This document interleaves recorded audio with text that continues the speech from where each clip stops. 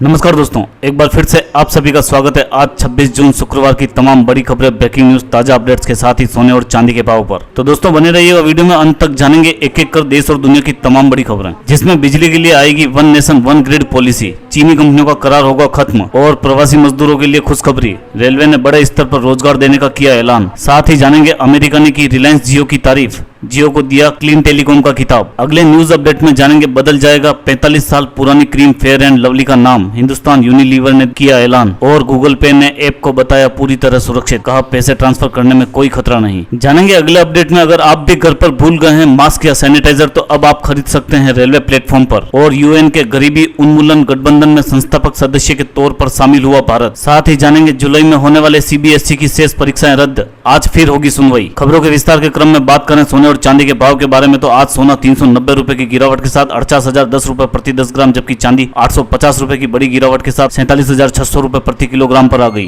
देश के बड़े शहरों में मुंबई 24 कैरेट गोल्ड प्लेस की कीमत आज 48,010 रुपए, हैदराबाद 24 कैरेट गोल्ड प्लेस की कीमत 50,350 रुपए, चेन्नई 24 कैरेट गोल्ड प्लेस की कीमत 50,370 रुपए, कोलकाता 24 कैरेट गोल्ड प्लेस की कीमत 48,840 रुपए और दिल्ली 24 कैरेट गोल्ड प्लेस की कीमत आज 48,060 रुपए प्रति 10 ग्राम पर रही। अगली बड़ी खबर में, भारत में अब वन नेशन वन ग्रिड नियम लागू होगा। ऊर्जा मंत्री राजकुमार सिंह ने पावर सेक्टर में रिफॉर्म पर प्रेस कॉन्फ्रेंस में कहा कि देश में जल्द एक राष्ट्र एक ग्रिड नियम लागू होगा। उन्होंने कहा पावर सेक्टर में चीनी कंपनियों का करार खत्म किया जाएगा, पावर सेक्टर से जुड़ी उपकरण बनाने वाली घरेलू कंपनियों को बढ़ावा दिया जाएगा। सरकार ने थर्मल पावर उपकरण पर इंपोर्ट ड्यूटी लगेगी, सोलर उपकरण पर 20 से 25% ड्यूटी को मंजूरी दी गई है। यह ड्यूटी अगस्त से लगाई जाएगी। जी हाँ दोस्तों, अगली बड़ी खबर में, अपने अपने घरों तक लौट चुके प्रवासी मजदूरों के लिए बड़ी खुशखबरी है। अब इंडियन रेलवे ने एक बड़ा ऐलान किया है। गुरुवार को रेल मंत्री पीयूष गोयल ने अपने आधिकारिक ट्विटर हैंडल से बताया कि रेलवे इन प्रवासी मजदूरों के लिए 8 लाख व्यक्ति प्रतिदिन का रोजगार देगी, मतलब एक दिन में 8 लाख मजदूरों को काम मिलेगा। साथ ही मंत्रालय ने बताया कि 31 अक्टूबर तक 125 दिनों के लिए रेलवे इंफ्रास्ट्रक्चर प्रोजेक्ट पर 1800 करोड़ रुपए खर्च करेगा। मंत्रालय ने कहा है कि उसने 6 राज्यों की 116 जिलों में गरीब कल्याण योजना अभियान के प्रोसेस की समीक्षा की है। ये राज्य हैं उत्तर प्रदेश, बिहार, राजस्थान, मध्य प्रदेश, उड़ीसा और झारखंड। जी हाँ दोस्तों, अगली बड़ी खबर में भारत के लिए बड़ी ही खुशखबरी है। अमेरिका के विदेश मंत्री माइक पोम्पियो ने रिलायंस जियो को क्लीन टेलीकॉम कंपनी करार दिया है। पोम्पियो ने चीन की कंपनियों के साथ कारोबार से इनकार करने वाली दूरसंचार फर्मों की सराहना की है। उन्होंने कहा कि फ्रांस की ऑरेंज, भारत की जियो और ऑस्ट्रेलिया की टेल्स्ट्रा क्लीन टेलीकॉम कंपनियां हैं। उन्होंने चीन की कंपनियों के साथ कारोबार करने से इनकार किया है। पोम्पियो ने दावा किया कि चीन की आईटी की दिग्गज कंपनी हुआवे के साथ दुनिया की दूरसंचार कंपनियों का करार धीरे धीरे खत्म होता जा रहा है। इससे चीन का एकाधिकार खत्म हो जाएगा। अगली बड़ी खबर में, देश की बड़ी एफएमसीजी कंपनी हिंदुस्तान यूनिलीवर की योजना अपने ब्रांड फेयर एंड लवली का नाम बदलने की है। कंपनी की ओर से जारी बयान में कहा गया है कि नया ब्रांड नेम सभी मंजूरी के बाद लॉन्च किया जाएगा। कंपनी ने फेयर एंड लवली से फेयर शब्द को हटाने की बात कही है। नए अवतार में आने वाला फेयर एंड लवली ब्रांड अलग अलग स्किन टोन वाली महिलाओं के प्रतिनिधित्व पर ज्यादा केंद्रित होगा। तो दोस्तों, जिस फेयर एंड लवली को लगाकर आप अब तक गोरा होते थे, आने वाले कुछ समय में उसका नाम बदल दिया जाएगा। अगली बड़ी खबर में, गूगल पे ने कहा है कि भारतीय रिजर्व बैंक और भारतीय राष्ट्रीय भुगतान निगम के दिशा निर्देशों के तहत निर्धारित प्रक्रिया द्वारा उसके प्लेटफॉर्म यानी गूगल पे के माध्यम से किए जाने वाले लेन देन पूरी तरह से सुरक्षित हैं। गूगल पे का यह स्टेटमेंट सोशल मीडिया पर इस चर्चा के बाद आया कि गूगल पे से पैसे ट्रांसफर करते समय आने वाले मुद्दों को कानून के तहत निवारण नहीं किया जा सकता, क्योंकि यह ऐप अनाधिकृत है। लेकिन यह गलत है और इसकी सच्चाई को आप एनपीसीआई की वेबसाइट पर वेरीफाई कर सकते हैं, ऐसा कहना है गूगल पे का। जी हाँ दोस्तों, अगली बड़ी खबर में, अगर आप भी जल्दबाजी में कोरोना संक्रमण से बचने के लिए जरूरी सामान जैसे मास्क, ग्लव, सैनिटाइजर आदि आप ले जाना भूल गए तो अब आपको घबराने की कोई जरूरत नहीं है, क्योंकि ये सारी वस्तुएं आप रेलवे प्लेटफॉर्म पर लगने वाले स्टॉल से भी खरीद सकते हैं। गुरुवार को रेलवे के अधिकारियों ने इस बारे में जानकारी दी। जैसा कि आपने देखे होंगे ना कि रेलवे स्टेशन पर, रेलवे प्लेटफॉर्म पर किताबें, दवाइयां और खाने के पैकेट्स के जो स्टॉल लगे होते हैं, उन्हीं स्टॉल्स पर ये सारी चीजें आपको अब उपलब्ध हो जाएगी। जी हाँ दोस्तों, अगली बड़ी खबर में, भारत संयुक्त राष्ट्र के गरीबी उन्मूलन संगठन के संस्थापक सदस्य के रूप में शामिल हुआ है, जो बड़े ही गर्व की बात है। संयुक्त राष्ट्र महासभा के अध्यक्ष द्वारा गठित इस गठबंधन का लक्ष्य कोरोना संक्रमण के बाद वैश्विक अर्थव्यवस्था को बढ़ावा देने के प्रयासों पर ध्यान केंद्रित करना है। भारत ने इस बात पर जोर दिया है कि केवल मौद्रिक मुआवजे से गरीबी उन्मूलन नहीं होगा, गरीबों के लिए गुणवत्तापूर्ण शिक्षा,